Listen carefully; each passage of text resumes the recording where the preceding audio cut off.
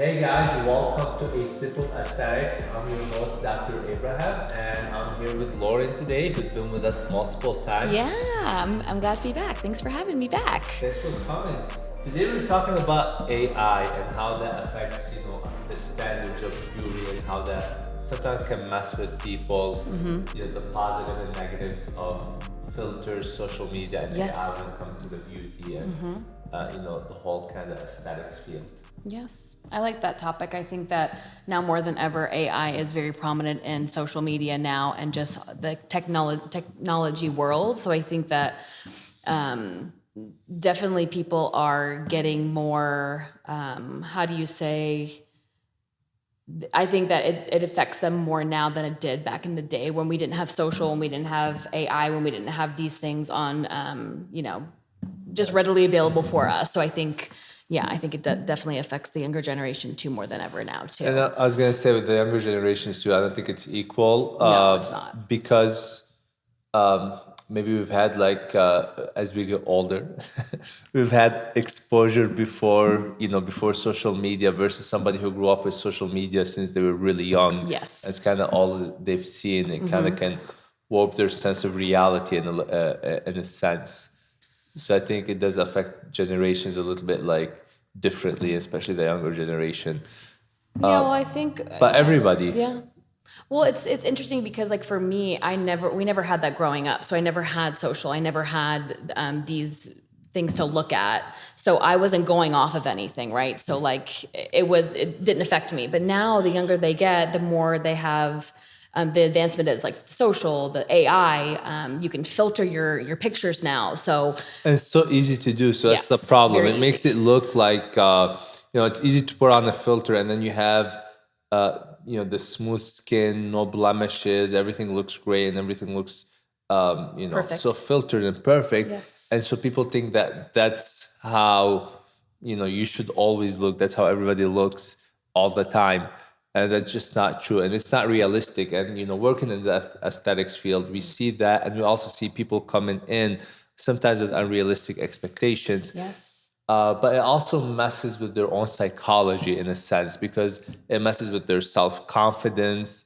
And we all want to look as best as we can, but you also, when you have these unrealistic expectations, again, it can really affect your self-confidence, and that can affect so many different aspects of your life. So it's kind of finding the balance of do what you can to take care of yourself, but without having these standards Skewed that you're never going to expectations reach. of Exactly. reality. It kind of takes them out of reality too. I think that, do you see patients come in and their expectations are so high and you can't meet those standards? And when you can't meet those standards, it's almost like it's a letdown for them. And then it's also kind of a letdown for us because we look at them and you're like, you're so beautiful. You don't need Exactly. the things that you think that you do. But it's hard because they look at these pictures and they look at AI and they look at social media and they look at these models and they have these perfect images in their heads of what they want to look like. But in all reality, they don't need that. But they can't understand that they don't need that. Yeah, and I think kind of going along Sad. with that, part of the problem is with AI and filters, it kind of gives you beauty is there's one standard, or it's that homogeneous way of looking. So Yes. you have, whereas everybody can look beautiful in their own sense, right? And so people let's say the filters, it's common to have these the lifted cheeks with full lips, and we said super soft skin. Yeah, because you could reset everything. You could literally change your face. Yeah, and so everybody knows that, or has that idea that this is what's beautiful. Yes. Whereas this is beautiful, but so is this, This, so is the- that, so yes. is this. And when we see somebody and they kind of have their mindset on one thing because that's all they see, again and again and again on social Yes. media, it's kind of like what you said, it messes with their head and it kind of takes away from their own beauty. Well, it's like instant gratification too, because when you're not happy with your picture, you can go on and you can literally change whatever you want. Exactly. So like you have a blemish, or you don't like your lip color, or you don't like your hair. Maybe you want to. I mean, you can literally change your hair. Yeah. It's crazy. So I think, especially in the aesthetic world, you see patients all the time. How do you talk to patients that do have that sort of, you know what I'm talking about? Like sure. the unrealistic expectations. So sorry. How do you talk to them? Because I think you probably see that all the time. No, for sure. And I think setting kind of like realistic expectation, bring them to reality as Yeah. much as possible is very important. And, kind of as we've talked, like explaining that everything, we all have asymmetries, everybody has, no one's perfect. No. Now, in a sense, having the filters and things like that, if it can give you an idea sometimes of like, certain things that they look for, and that in of itself is not bad if done, within, again, like Correctly. exactly within like realistic expectations, within without kind of that feeling of you have to be a certain way to, To look beautiful, to look beautiful, or to have that self-confidence. Yeah. When somebody comes in and they're happy with they are, but hey, I do want, a more clear skin, or I have some sun damage that I don't like, I have these wrinkles that I don't like, can we soften them? And that's absolutely, not a problem. And that's kind of what we want, but we don't want people who, we don't want you to think that, having these wrinkles or having these things make you, worth less, or, you can't be who you are unless You look you look like a specific this. way. Yes. Exactly. It doesn't mean that you can't take care of your skin. It doesn't mean that you can't, just like, people take care of their health, and people want to take care of their skin, and they want to look the best they can. And there's absolutely nothing wrong with that. It's just kind of knowing that you're doing it not because you have to be, worth what. Or looking Worth it. at or looking a certain way, or like looking at somebody and then, oh, I need this, or I need to look like that. How can I achieve that goal? Because sometimes it's not achievable. You are the way you are. You're perfect the way you are. It's just kind of, it's kind of a mind, F, because I think a lot of these people, when they think of med spa and they think of aesthetics, they need to look a certain way. I mean, we have clients come in, they're like, I was so scared to come in because I don't look a certain way. But then when I left, I was so much more Happy. And happy that's because absolutely.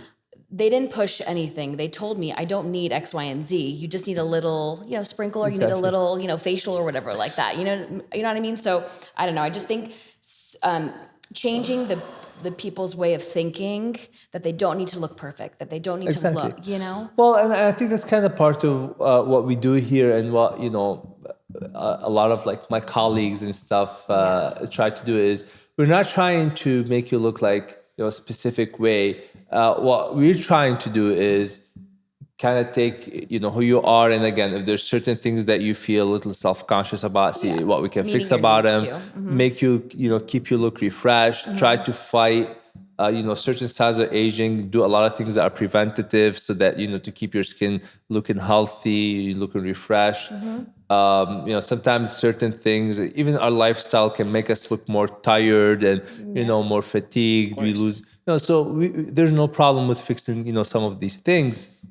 But again, everything has to be done within realistic expectations, not just in the sense of like what we can do and what we can't do, but kind of like we're not trying to change, who you are. We're just trying to enhance, certain features. We're trying to enhance the features that you like about yourself, Yes. and just kind of hide some of the things that make you look a little bit more tired than you are, or a little bit more kind of sleepy, or a little bit more angry when you aren't angry. Well, so to touch on AI, because that's the topic on hand, I remember we had someone come in and show us a picture of the lips that they wanted.